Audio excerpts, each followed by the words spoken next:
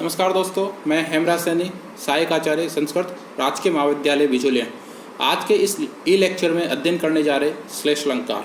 जैसा कि पूर्व वीडियो में श्लेष अलंकार के अतिरिक्त यमक अलंकार और अनुप्रास, ये दो अलंकार है, इन दोनों ही शब्द अलंकारों के बारे में अध्ययन किया जा चुका है। और जहाँ तक आपके पाठ्यक्रम का सवाल है तो पाठ्यक्रम में आपके केवल प्रत्येक अलंकार का लक्षण और उदाहरण, ये दोनों ही आपकी परीक्षा में पूछे जाते हैं। तो आपको जो लक्षण और जो उदाहरण है वो दोनों को कंठस्थ करना है और उसके पश्चात ही आप जो अलंकार का जो अर्थ हैं या किस उदाहरण में कौन सा अलंकार घटित होता है उसके बारे में आप अच्छी प्रकार से जान पाओगे। जहाँ तक श्लेष अलंकार का अर्थ है, श्लेष अलंकार में जो श्लेष पद हैं उस श्लेष पद का अर्थ है चिपकना या जुड़ना।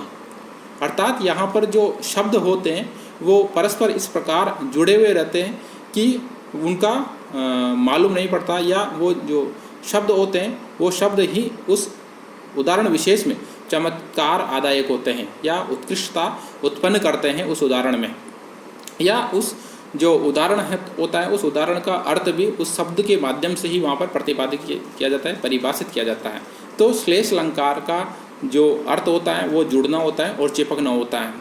इसका जो लक्षण है वो इस प्रकार होता है कि श्लिष्टै पदैरनिकारता विधाने श्लेष इष्यते, अर्थात श्लिष्ट अर्थात श्लिष्ट पदों के द्वारा तृतीय विभक्ति बहुवचन का शब्द देखने को मिलता है। श्लिष्ट और पदई, जैसे राम के समान बहुवचन होता है रामई, तो राम के द्वारा या श्लिष्ट पदों के द्वारा, तो दोनों ही पद हैं। श्लिष्ट पदों के द्वारा जो श्लिष्ट है वो पद की विशेषता है यहाँ पर, अर्थात पद कैसा होगा, वो श्लिष्ट होगा, वो चिपका हुआ होगा, वो एक दूसरे से जुड़े हुए पद होंगे। तो श्लिष्ट पदई अर्थात एक दूसरे से जुड़े हुए या चिपके हुए पदों के द्वारा अनेकार्था विधाने, वो जो पद होगा वो अनेक अर्थों को बोधित करवाने वाला होगा, अनेक अर्थों को का वो अभिधान करवाएगा। वो कहेगा कि केवल वो जो पद होगा उसका वो एकार्थक ही नहीं होगा, वो बल्कि वो अनेकार्थक होगा, वो अनेक अर्थों को प्रतिपादित करेगा, और इसीलिए इसे सामान्यतः श्लेष अलंकार कहा जाता है। श्लेष अलंकार के भेद को लेकर भी विद्वानों में मतैक्य देखने को मिलता है। कुछ विद्वान जो होते हैं वो श्लेष अलंकार को मुख्य रूप से दो भागों में बांटते हैं, एक तो सबंग श्लेष और दूसरा अभंग श्लेष।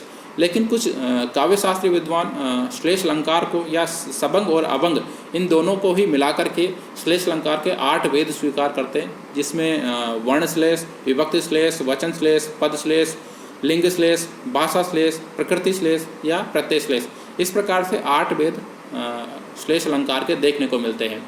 श्लेष अलंकार के उदाहरण को जो होता है, उदाहरण एक में विशेषता होती है, और जो उदाहरण में जो पद आते हैं उसमें कुछ ऐसे पद होते हैं, कुछ ऐसे शब्द होते हैं जो दो प्रकार के अर्थों से युक्त होते हैं, द्व्यर्थक होते हैं। तो और वो द्व्यर्थक ही उस श्लोक का जो अर्थ होता है, उसका जो भावार्थ है, वो दो प्रकार से वहाँ पर उसका भावार्थ प्रतिपादित करते हैं। अर्थात प्रत्येक जो शब्द होता है, जो चिपका होता है, वो अपने अपने अर्थ को वहाँ पर प्रतिपादित करता है। जैसा कि श्लेष अलंकार का उदाहरण देखने को मिलता है, शिशुपाल वद्य महाकाव्य का ये उदाहरण है, जो महाकाव्य, उसमें कहा गया है कि प्रतिकूलताम उपगते ही विदौ विफलतौ मेति बहुसाधनता अवलंबनाय दिन भर दुर्भु न पतिष्यतः कर सहस्रमपि। अर्थात प्रतिकूलताम उपगते अर्थात प्रतिकूलता को प्राप्त हो जाने पर या प्रतिकूल हो जाने पर ही, क्योंकि विदौ अर्थात विधि, चंद्रमा या भाग्य के प्रतिकूल हो जाने पर विफलता में अर्थात विफलता को प्राप्त होते हैं।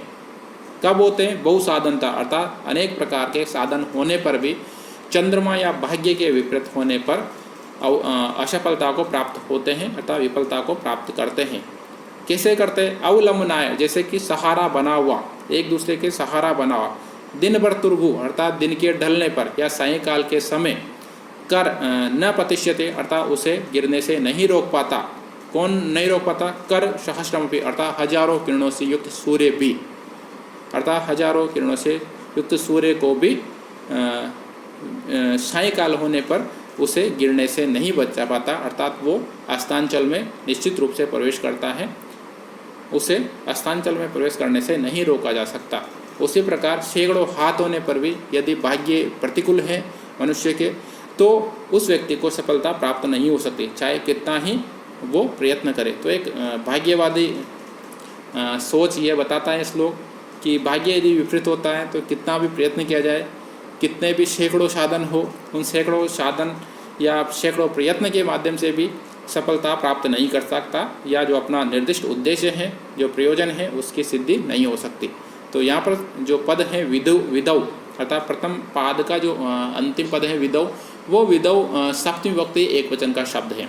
और सप्तमी विभक्ति एक वचन का जो शब्द है वो विधि और विदु दोनों का ही समान रूप से होता है। अर्थात विधि का भी सप्तमी एक वचन में विदौ होता है, और विदु अर्थात जो चंद्रमा या चंद्रमार्थक जो शब्द है विदु, वो विदु का भी सप्तमी विभक्ति एक वचन में यहाँ पर विदौ देखने को मिलता है।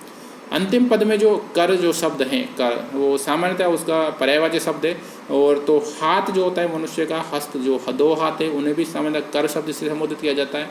और जो सूर्य की जो किरणें होती हैं, उन किरणों को भी सामान्यतः कर शब्द से यहाँ पर संबोधित किया जाता है, और इसीलिए यहाँ पर श्लेष अलंकार देखने को मिलता है। इसी प्रकार एक और उदाहरण के माध्यम से श्लेष अलंकार को समझ सकते हैं। उदाहरण इस प्रकार आता है कि पृथुकार्थ स्वरभूषितम निशेष परिजनम देव विलसत करेणु गहनम संप्रतेशम माव्यो सदनम।